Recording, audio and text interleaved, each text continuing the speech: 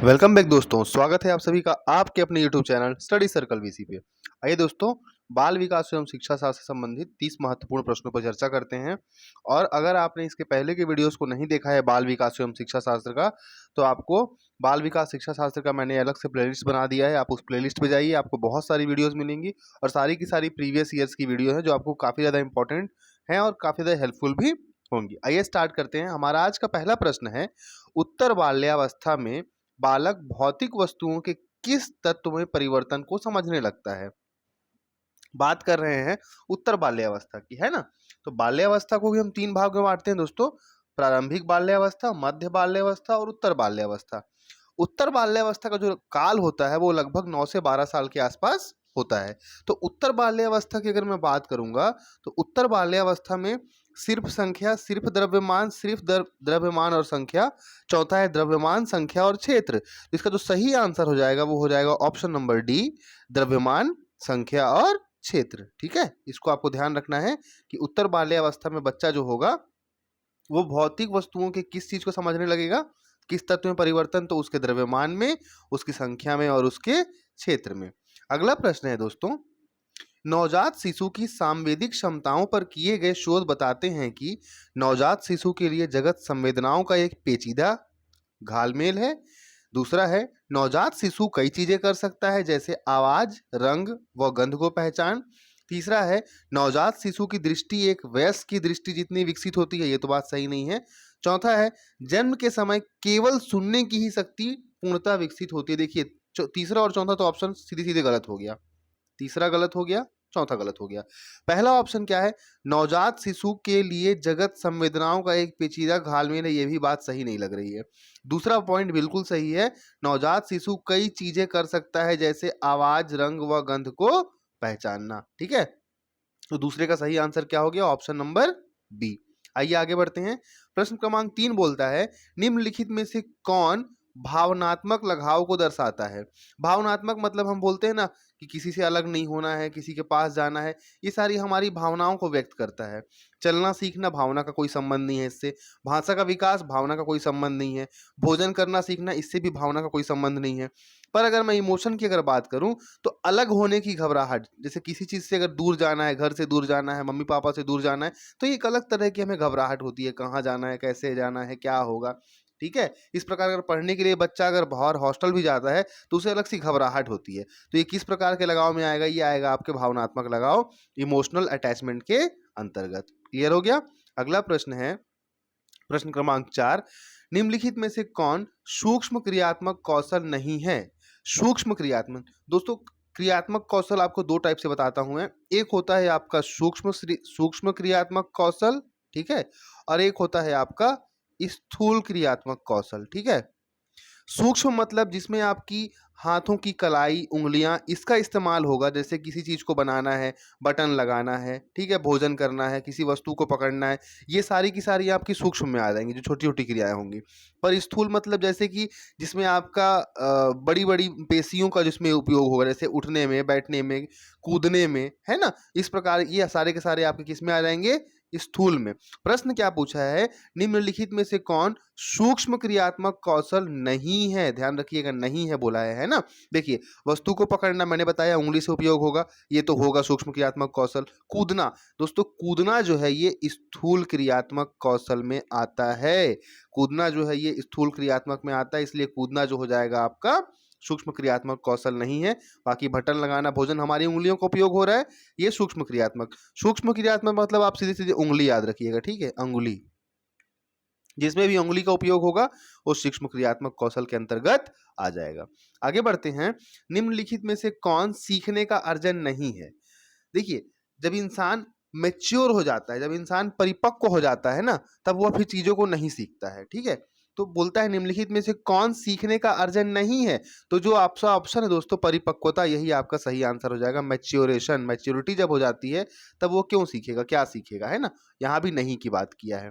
अगले प्रश्न की ओर आगे बढ़ते हैं। अगला प्रश्न है पियाजे के संज्ञानात्मक विकास के 4 चरणों का सही क्रम क्या है। तो पियाजे के जो संज्ञानात्मक विकास का 4 चरण है दोस्तों, सबसे पहले होता है संवेदी ग्रामक, ठीक है, जिसको इंद्रिय जनक भी कहा जाता है। उसके बाद आता है पुरुष संक्रियात्मक काल, उसके बाद आता है आपका मूर्त संक्रियात्मक काल, और चौथे नंबर पे आता है आपका अमूर्त या औपचारिक संक्रियात्मक काल, जो कि clear cut option number C में हमें दिखाई दे रहा है। ठीक है, चलिए आगे बढ़ते हैं अगले प्रश्न की ओर। हमारा अगला प्रश्न है प्रश्न क्रमांक 7। जीवन का वह काल जब शरीर में प्रजनन परिपक्वता संबंधी परिवर्तन होते हैं। दोस्तों, आपको अगर प्रजनन परिपक्वता बोले, ठीक है, या फिर आपको बोले संघर्ष और तनाव का काल, संघर्ष और तनाव का काल, ठीक है, संघर्ष और तनाव का काल, तो आपको क्या लगाना है चुपचाप, ठीक, किशोरावस्था। ठीक है, किशोरावस्था कब से कब तक होती है, तो आपके 12 से लेकर के 18 साल के बीच लगभग होती है यह, और इसी समय आपके प्रजनन परिपक्वता संबंधी परिवर्तन, मतलब सीधे सीधे आपके हार्मोन्स की बात कर रहा है। किसकी बात कर रहा है ये? हार्मोन्स की, है ना। ठीक है, चलिए अगला है, एक व्यक्ति के संवेगों की पहचान होती है आनंद एवं सुख से, आत्मगौरव से, वैयक्तिक भिन्नताओं से, उपरोक्त सभी।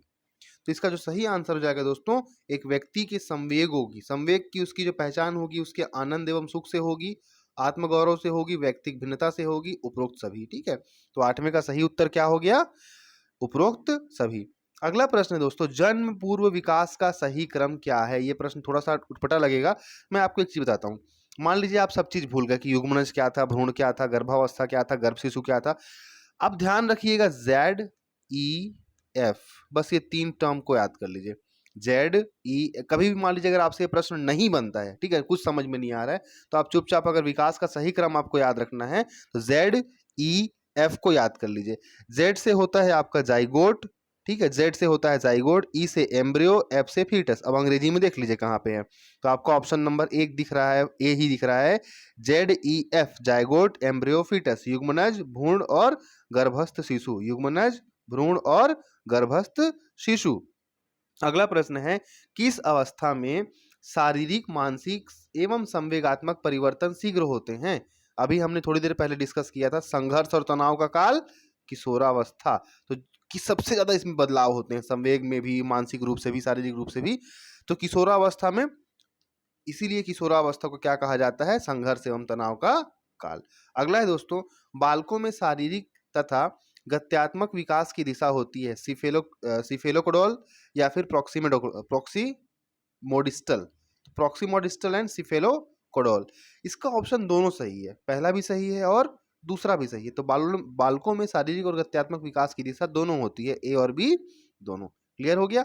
चलिए अगले प्रश्न की ओर आगे बढ़ते हैं। अगला प्रश्न है दोस्तों, डिसलेक्सिया एक डैश अक्षमता है। अब यहाँ पे थोड़ा चीज हम लोग कुछ क्लियर करते हैं, ठीक है। देखिए, कई बार आपको बहुत सारी किताब में डिसलेक्सिया पढ़ने व लिखने दोनों को ऑप्शन लेगा, लेकिन आयोग जो फाइनल आंसर लिया है 14 वाले में, उसमें उसने पढ़ने लिखने दोनों को लिया है, लेकिन एक्चुअल में जो इसका आंसर है, जो बाद में आयोग लिया है, जो अभी हमने सेट बना रहे हैं, इसमें भी आयोग ने जो आंसर लिया है वो 101% आपका ऑप्शन नंबर ए है। डिसलेक्सिया पठन विकार है। डिसलेक्सिया क्या है? ये डिसलेक्सिया पठन विकार है ना। पढ़ने में दिक्कत होती है, बोलता है वो 100 को वॉज देख लेता है ना, 100 को वॉज पढ़ता है ना, न्यूक्लियर को अनक्लियर पढ़ता है। तो इस प्रकार डिसलेक्सिया पठन विकार है। सिर्फ लिखने में अगर उसको गलती करेगा, जैसे बहुत सारा है, डिस्मॉर्फिया है, डिस्ग्राफिया है, ठीक है, तो डिस्मॉर्फिया में भ्रम उत्पन्न होगा, उसको तुलना करेगा कि मेरे शरीर के अंग कुछ छोटे हैं, सामने वाले बच्चे के शरीर के अंग बड़े हैं। डिस्ग्राफिया की अगर बात करते हैं अगर हम, तो डिस्ग्राफिया में लेखन विकार होगा, उसको लिख नहीं पाएगा अच्छे से बच्चा, है ना। तो इस प्रकार से कुछ ये प्रमुख आपके, डिसकैलकुलिया भी एक होता है जिसमें वो कैलकुलेशन वगैरह नहीं कर पाता है, आंकिक तार्किक गणित के जो होते हैं। अगला है दोस्तों, एरिक्सन के अनुसार जन्म से लेकर 1 वर्ष की मध्य की बीच की अवस्था किससे संबंधित है? बहुत इंपॉर्टेंट प्रश्न है। एरिक्सन के अनुसार जन्म से लेकर 1 वर्ष की आयु के मध्य की जो अवस्था होती है, इसको हम लोग बोलते हैं विश्वास बनाम अविश्वास से। ठीक है, ये बहुत इंपॉर्टेंट है, इसको ध्यान रखिएगा। ठीक है, इंपॉर्टेंट क्वेश्चन है, पूछ भी सकता है एग्जाम में। तो एरिक्सन नाम के जो साइंटिस्ट थे, उन्होंने क्या कहा, उन्होंने क्या बताया कि बच्चा जब से पैदा होता है, जब से बच्चा जन्म लेता है, उससे लेकर के 1 वर्ष के आयु की जो मध्य की अवस्था है, वो आपके विश्वास और विश्वास बनाम अविश्वास पहल से संबंधित है। अगला प्रश्न है दोस्तों 14 नंबर, सीखने की प्रक्रिया होती है सिर्फ कक्षा के अंदर, शाला के अंदर, शाला के बाहर, शाला के अंदर और बाहर दोनों जगह। देखिए बच्चा सीखता हर जगह है, चाहे वो शाला के अंदर हो चाहे वो शाला के बाहर हो, इसलिए इस प्रश्न का सही उत्तर क्या हो गया? Option number D. चलिए अगले प्रश्न की ओर आगे बढ़ते हैं। अगला प्रश्न है दोस्तों, प्रकृति व पोषण विकास को कैसे नियंत्रित करती है? अब ये प्रकृति की बात कर रहा है, प्रकृति और पोषण विकास को कैसे नियंत्रित करेगी? तो पहला ऑप्शन है जन्म तक पहला ऑप्शन है जन्म तक प्रकृति ज्यादा महत्वपूर्ण होती है, उसके पश्चात पोषण की भूमिका होती है। तो ये कुछ क्लियर जम नहीं रहा है ना? तो इसके हिसाब से पूरे मानव विकास के दौरान प्रकृति ज्यादा महत्वपूर्ण होती है, ये भी नहीं जम रहा है। प्रकृति केवल, अब ये केवल बोल दिया तो सी ऑप्शन भी गड़बड़ हो रहा है। चौथा है प्रकृति व पोषण गर्भावस्था से लेकर विकास को नियंत्रित करने में अंतःक्रिया। कहीं भी अंतःक्रिया दिखे दोस्तों, अंतःक्रिया से ज्यादा इंपॉर्टेंट कुछ नहीं है, अंतःक्रिया 100% सही होता है। इस प्रश्न का सही उत्तर क्या हो गया 15 नंबर का? Option number D. चलिए अगले प्रश्न की ओर आगे बढ़ते हैं। प्रश्न क्रमांक 16 बोलता है वाई गुणसूत्र में डैश नामक जीन होता है जो एक रासायनिक पदार्थ उत्पादित करता है जिसके कारण युग्मनज का विकास नर रूप में होता है, मेल फॉर्म में होता है। देखिए कि दोस्तों दो चीजें होती हैं, एक नर का होता है एक मादा का होता है, मतलब मेल और फीमेल। अगर नर मेल की अगर हम बात करते हैं, अगर हम नर की बात करते हैं तो नर में दो चीजें होंगी, एक्स और वाई मिलकर के होगा, और अगर वो एक्स और एक्स है मतलब वो लड़की बनेगी। अगर उसके क्रोमोसोम्स एक्स और एक्स हैं तो लड़की मेल फीमेल बनेगी वो, ठीक है, वो फीमेल बनेगी। और अगर एक्स और वाई है तो वो मेल बनेगा। अब जिसके भी लास्ट में दोस्तों वाई होगा वो मेल वाला होगा। अब देखिए यहाँ भी वाई है लास्ट में और यहाँ भी है, तो इस प्रश्न का जो सही उत्तर है वो है SRY, ठीक है, इसको ध्यान रखिएगा। अगला प्रश्न है टेरेटोजन एक बाह्य एजेंट है, ठीक है। टेरेटोजन क्या है? एक बाह्य एजेंट है, जैसे एक रसायन, वायरस अथवा एक प्रकार का विकिरण है जो विपरीत रूप से डैश के विकास को प्रभावित कर सकता है। तो टेरेटोजन जो है दोस्तों ये वही सेम चीज है, ZEF, zygote, embryo, foetus. C है option number C, zygote, embryo और फीटस को प्रभावित कर सकता है। क्लियर हो गया? अगले प्रश्न की ओर आगे बढ़ते हैं। पढ़ने व लिखने के लिए संप्रेषण की व्यवस्था जो कागज पर उभरे हुए बिंदुओं का उपयोग करती है डैश के नाम से जानी जाती है। दोस्तों जिन लोगों को दिखाई नहीं देता है, ठीक है, जिनको दिखाई नहीं देता है उनको कागज पर कुछ उभरा हुआ चीज अगर आप देंगे तो वो पढ़ सकते हैं। इस तकनीक को हम कहते हैं ब्रेल लिपि, ठीक है, इस तकनीक को हम क्या कहते हैं? ब्रेल लिपि। जिनको दिखाई नहीं देता है उनके लिए होता है ये। और आगे बढ़ते हैं अगले प्रश्न की ओर।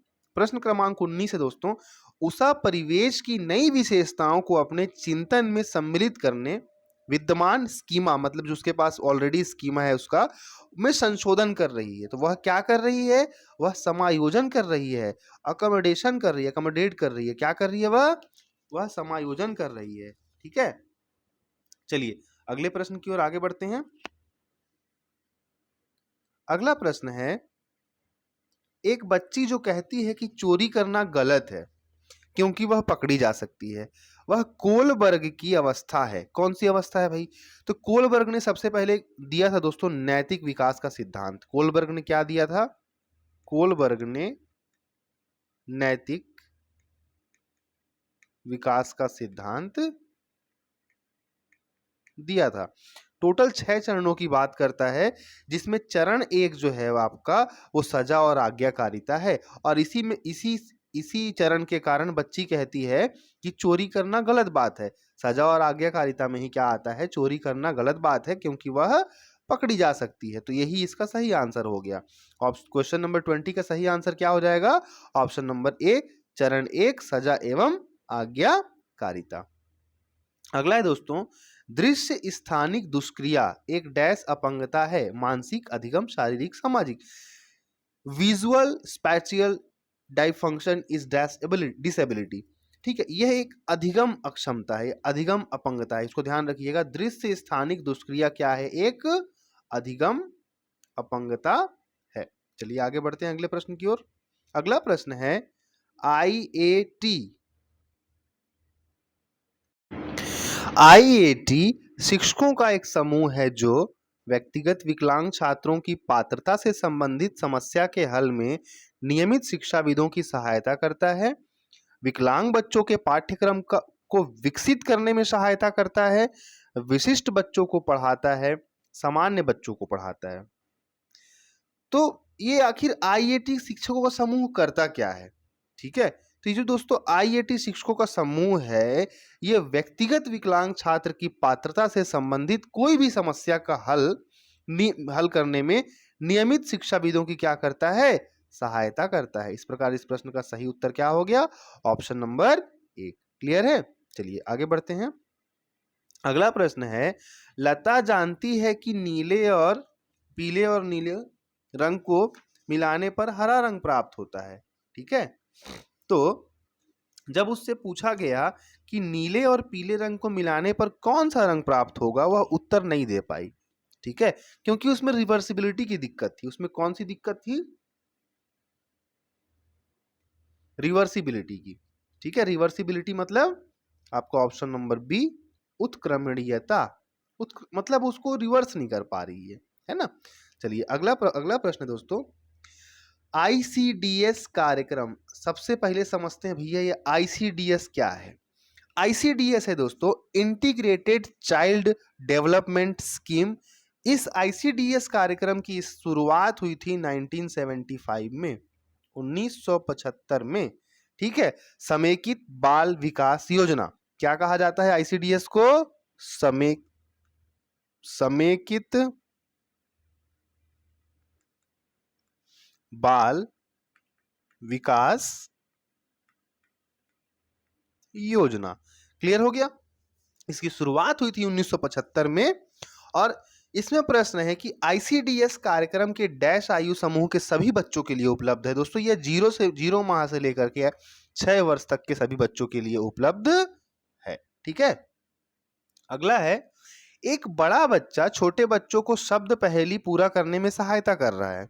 बड़ा बच्चा बोल रहा है, रुको, एक समय में एक शब्द ही भरो। बड़ा बच्चा क्या कर रहा है? बच्चों को रटने में छोटे बच्चों को मदद कर रहा है? जी नहीं, रटना तो खुद ही में नेगेटिव है। समझने में छोटे बच्चों को मदद कर रहा है? नहीं। चर्चा के माध्यम से? नहीं। स्कैप फोल्डिंग कर रहा है। बड़ा बच्चा कभी भी कोई भी अगर कोई हेल्प करता है, चुपचाप आप स्कैप फोल्डिंग खोजिए, स्कैप फोल्डिंग मिलेगा। स्कैप फोल्डिंग कर रहा है, लगा करके आगे बढ़ जाना है। अब अगला प्रश्न है दोस्तों, प्रश्न क्रमांक 26 बोल रहा है, विशिष्ट बालक कौन है? शारीरिक रूप से विकलांग, मानसिक मंद, जिनकी शारीरिक विशेषताएं व अथवा सीखने की क्षमताएं सामान्य से भिन्न है, या जो जोखिम पर है। तो option number C clear cut दिख रहा है। प्रश्न क्रमांक 26 का सही उत्तर क्या हो जाएगा? ऑप्शन नंबर सी, जिनकी शारीरिक विशेषताएं व सीखने की क्षमता सामान्य से क्या है? भिन्न है। अगला प्रश्न है, मानसिक मंद बच्चों के शिक्षण में निम्न 4 नियमों में किसे नहीं अपनाना चाहिए? साधारण से जटिल, मूर्त से अमूर्त, पूर्ण से अंश, केवल साधारण या मूर्त। ध्यान रखिएगा दोस्तों, मानसिक रूप से मंद है ना, मेंटली रिटार्डेड अगर बच्चों की बात करेगा तो पूर्ण से अंश ध्यान रखना है आपको। ठीक है, पूर्ण से अंश। क्लियर हो गया? किसे नहीं अपनाना चाहिए? तो पूर्ण से अंश को नहीं अपनाना चाहिए। अगला है, मानसिक मंदता से तात्पर्य महत्वपूर्ण रूप से सामान्य से कम बौद्धिक प्रकार्यता से है, जो सह सामयिक रूप से जुड़ी या परिणाम स्वरूप समायोजन व्यवहार है, जो विकासात्मक अवस्था में प्रदर्शित होती है। यह परिभाषा डैश द्वारा दी गई। दोस्तों ये परिभाषा किसके द्वारा दी गई थी? AAMR। ठीक है, American association on mental retardation. American association on mental retardation, AAMR। ध्यान रखिएगा आपको, AAMR, AAMR। अमेरिकन, ए से अमेरिकन, ए से association, American association on mental retardation. इनका कहना था कि जो मानसिक मंदता होती है दोस्तों, वो 18 वर्ष से पहले हो जाती है। ठीक है, जो मानसिक मंदता है, AAMR वालों ने क्या कहा कि जो मानसिक मंदता है वो 18 वर्ष से पहले हो जाती है। अगला बहुत इंपॉर्टेंट प्रश्न है दोस्तों, IQ वाले टॉपिक से रिलेटेड मैं इसको करवाऊंगा, एक पूरा का पूरा टॉपिक आपका क्लियर। इसमें सारे इंपॉर्टेंट थ्योरी रहेगी उसकी, ठीक है। उसके बाद आप कोई भी प्रश्न को इजिली वहां से बना सकते हैं। क्वेश्चन है दोस्तों, शिक्षण योग्य बच्चों की बुद्धि लब्धि आईक्यू के बारे में पूछा है, कितनी होती है? 90 से 110 तो बहुत अच्छे हो जाते हैं। नॉर्मली शिक्षण के लिए आपका 90 से कम वाला में काम चल जाएगा। देखिए 20 से नीचे तो ऑप्शन नहीं होगा, 20 से 49 भी नहीं होगा, 90 से 110 भी नहीं होगा। Option number B is the right answer of this question. 50 या 75 से लेकर के 90 के बीच में। अंतिम प्रश्न है दोस्तों, प्राथमिक संवेग, प्राइमरी इमोशंस क्या है? प्राइमरी इमोशंस क्या क्या है आपके? तो आश्चर्य, भय और गुस्सा। प्राइमरी इमोशन क्या क्या है दोस्तों? आश्चर्य, भय और गुस्सा। तो इस प्रकार हमने यहाँ पे आज 30 महत्वपूर्ण प्रश्नों को सॉल्व कर लिया है। आई होप आपको वीडियो बहुत पसंद आया होगा। अगर वीडियो थोड़ा भी हेल्प हुआ अगर आपका, इससे आपको मजा आया, तो चैनल को सब्सक्राइब जरूर कर लें, लाइक करें, अपने स्टेटस में लगाएं एक दिन के लिए, कमेंट करें, और कुछ अगर इम्प्रूवमेंट की ज़रूरत है तो भी आप सजेशन दे सकते हैं अपना। और इसी के साथ मिलेंगे बहुत जल्द अगले वीडियो में एक नए टॉपिक के साथ। तब तक के लिए धन्यवाद।